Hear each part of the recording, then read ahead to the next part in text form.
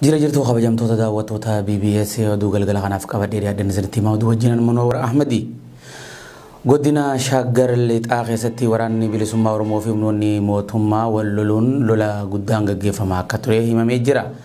Odeeffannoo guyyaa har'aa waraana bilisummaa Oromoo irraa argannetti waraanni bilisummaa Oromoo zoonii jiddu galeessaa Birgeedin Risaa Lagaa Mugar tarkaanfii jabaa humnoota mootummaa irratti fudhachuun injifannoo argachuu himee jira. Iddoon guyyaa kaleessaa lolli waraana bilisummaa Oromoo fi humnoota mootummaa gidduutti taasifames godina Lixaa Shaggar Ona Meettaa walqixxee magaalaa Gooroo magaalaa Minaaree fi magaalaa Aanichaa taate Eela keessatti kaleessa Onkololeessa 19 bara 2022 ganamarraa eegaluun gaggeeffamee akka jirutti himame.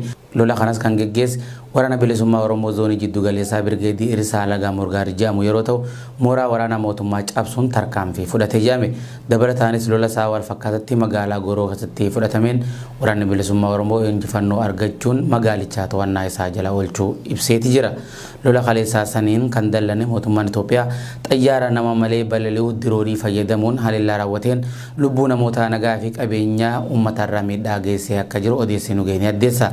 Akka gabaasa argannee ibsutti haleellaa diroonii naannawa magaalaa Goorootti raawwatame kanaan hanga ammatti namoonni nagaa fi ijoolleen mana barumsarraa galaa jiran 16 ajjeefamuu fi namoota baay'eerras miidhaan qaamaa dhaqqabuun gabaafamee jira.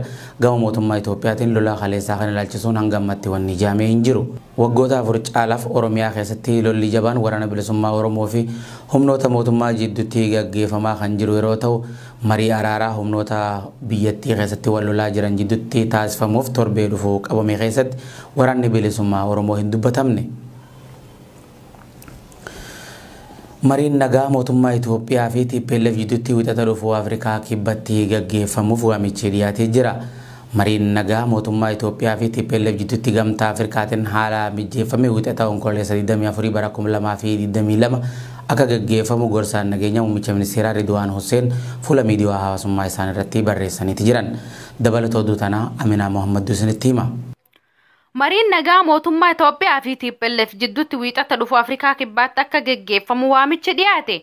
Mariin nagaa mootummaa fi TPLF jidduutti gamtaa Afrikaatiin haala mijeessee wixata Onkololeessa 24 bara 2022 akka gaggeeffamu gorsaan nageenyaa muummicha ministeeraa Ridwaan Hussein fuula miidiyaa hawaasaa isaanii irratti beeksisanii jiru. Gorsaan nageenyaa kun marii nageenyaa yaadame irratti mootummaan hirmaachuuf kutannoo akka qabu kan mirkaneessan yeroo ta'u qaamoleen gariin garuu tarkaanfii ofirraa ittisuu mootummaan fudhate irratti soba facaasuu irratti bobba'uun marii nagaa gufachiisuuf yaaluu isaanii qeeqanii jiru. Mariin nagaa wixata dhufu kan gaggeeffamuuf ture erga gamtaan Afrikaa torbaan lama dura Afrikaa kibbaatti gaggeessuuf sagantaan marii qabamee haqamee booda ture. Xalayaa TPLF waamicha jalqabaa ilaalchisee ergeen bakka bu'aan olaanaa gamtaa Afrikaa gaanfa Afrikaa kan ta'an Oluseegun Obaasanjoo fi lammiileen Afrikaa biroo akka dubbatan affeeramuu isaanii beeksisee jira. Oluseegun Obaasanjoo dabalatee pirezidaantiin Keeniyaa duraanii Uhuru Kenyataa fi itti aantu pirezidaantii Afrikaa kibbaa duraanii fi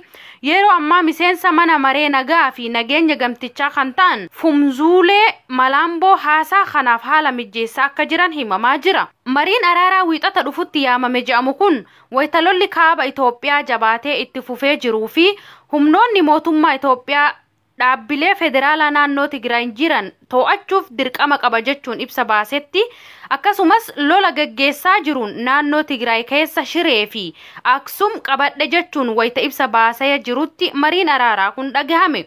Erga mariin araaraa ni taasifama jedhamee booda barreessaa olaanaa dhaabbata mootummaa gamtoomanii Antooniyoo Gutaarees dhaabbanni mootummoota gamtoomanii karaa dandamu hundaan gamtaa Afrikaa deeggaruun waraana uummata Itoophiyaa gaaga'aa jiru kana xumura itti gochuuf qophiidha jedhe. Dabalataanis mariin araaraa hatantamaan gara furmaata siyaasaa waaraa bu'aa qabeessa ta'etti deebi'ee jalqabuu barbaachisa jedhe. Kana malees hawaasni addunyaa yeroo ammaa nagaa Itoophiyaaf tumsa gochuu qaban jechuun gaafatee jira. Du'aan boqochuu sheekota Sheekh Adam Tuulaa ilaalchisee waldaan Kuraa Galaan idil addunyaa ibsa baase. Waldaan Kuraa Galaan ibsa gaddaa akhiramuu Sheekh Adam Tuulaa ilaalchisee BBC'f ergeen hayyuu amantii barsiisaa seenaa fi sheekni sheekowwan Itoophiyaa Sheekh Adam Tuulaa du'aan dhabutti gaddaa guddaan itti dhagahamu ibse. Sheekni sheekotaa Sheekh Adam Ahmad Ammarroo yookaan Sheekh Adam Tuulaa waggoota 70 oliif biyya teenya barnootaan tajaajilaa turuun sheekota yeroo ammaa biyyattiin qabduu fi kan barnoota amantii Islaamaa barsaa jiran sheekha oomishaa jiran ta'uu ibsee nama jabaa akkanaa dhabuun gaddaa cimaan itti uumamuu hime. Dabalataan Sheekh Adam Tuulaa sheekota gurguddaa yeroo ammaa majlisa barattoota humootaan lakkaa'aman barsiisaa jiran kanneen akka Sheekh Yusuf Ciroo kan Arsii Asallaa jiru, Sheekh Muhammad Zabuur kan Ona Carcarituu keessa jiru dabalatee Baalee, Iluu Abbaa Booraa, Jimma, Walloo fi sheekotaan bakkoota biraa jiran hedduu kan oomishe Sheekh Adam Tuulaa ta'uu beeynaa jee. Sheekni sheekotaa hojii gaarii baroota 70 caalaaf irratti hojjetaa turan dhiisanii onkololeessa 18 bara 2022 addunyaa tanarraa godaanuun sirna awwaalcha isaanii irratti namoonni miliyoona 2 olitti tilmaamamu argamuun jaalalaa fi hojii gaarii isaan hojjetaniin ta'uu nama agarsiisaa jira. Ibsi waldaa Kuraa Galaan dhumarratti sheekha guddaa biyyattiin qabdu kana dhabutti gaddatti dhagahame ibsee maatii firoottan ulamaa'ota biyya akkasuma hawaasa biyyattii isaan dhabuun gadditti dhagahame hundaaf jajjabina hawweeti jira. Awwaalchi jumlaa reeffa godaantota Itoophiyaa 25 Malaawii keessatti argame. Tajaajilli hariiroo poolisii hawaasaa Malaawii ibsa onkololeessa 19 baaseen awwaalchi jumlaa namoota 25 kanneen godaantota Itoophiyaa irraa ta'an Mizimbatti argamee jira. Awwaalchi reeffa namootaa kun kibxata gara galgaraa argame garuu marfamee roobii kaleessaa qotamee hanga ammatti reeffa namoota 25 argannee jira. Dubbi himaan poolisii Piiter Kalaay ibsi poolisii Malaawii awwaalcha jumlaa godaantota 25 kana eeruu uummataatiin argachuu himee dhimmichas irratti qorachaa jirra jee. Dhumaatiin kunis godaantota Itoophiyaa karaa seeraan alaatiin daddabarfamaa turan ta'uu kan shakkaman yeroo ta'u reeffi isaanii aanaa Mizimbaa keessatti iddoo tokkotti awwaalamee argame. Awwaalli jumlaa kun kibxata waaree booda jiraattota gandaatiin waxabajjii 18 bara 2022 Mizimbaa magaalaa guddoo Lilongwe irraa kiiloomeetira 250 kan fagaattee argamtu bakka kunuunsa bosonaa Matangatangaa jedhamutti daandii Raafilii Mizimbaa baayipaasaa jedhamutti argame. Ragaan bakka balaan kun itti dhaqqabe irraa sassaabame akka agarsiisutti namoonni miidhaman lammiilee Itoophiyaa ta'uu isaanii ifoomsee jira. Poolisiin Malaawii yeroo ammaa gabaasa qorannoo reeffa ogeeyyii paataaloojiitiin qoratamee sababni ajjeechaa kanaa maal akka ta'e kan ibsu eegaa jira. Namoonni miidhaman hundi dhiirota yeroo ta'an umriin isaanii waggaa 25 hanga 40 jidduu warreen jiranidha jedhame.